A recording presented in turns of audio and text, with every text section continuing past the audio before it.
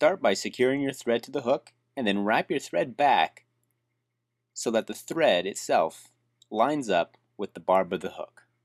And once you're there, snip off the excess thread. The tail of this fly is going to be made out of wood duck dyed mallard flank. Select a fair portion and tear it away from the stem. Gather the tips and secure it down at the end of the fly so that the tail sticks out roughly 3/4 the length of the shank.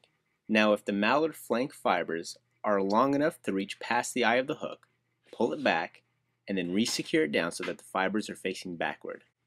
Next we're going to secure down some copper wire at the bend of the hook. Once that is nice and secure, pull a little bit of thread out and then start adding some natural hare's ear dubbing.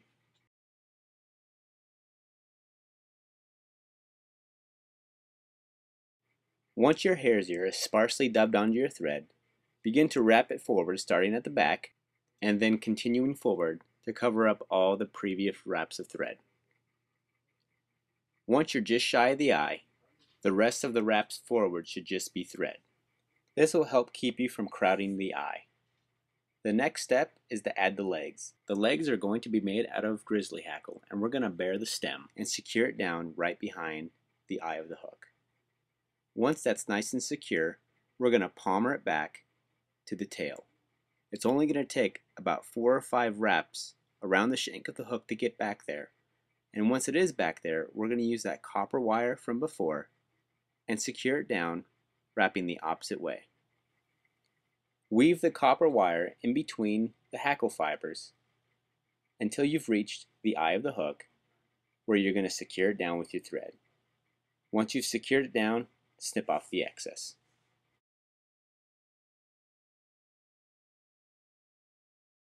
Once the copper wire is snipped off, don't forget to snip off the excess grizzly hackle. To finish the fly, we're going to take that piece of wood duck dyed mallard flank that we secured back on the fly, bring that forward over the hackle, and then secure it down right behind the eye. Snip off any excess material and then re-secure it all down to make the head look nice and flat. Once everything looks good, it's time to whip finish. Secure your thread down and then snip it free. Trim off any other loose hackles that might not look good on the fly.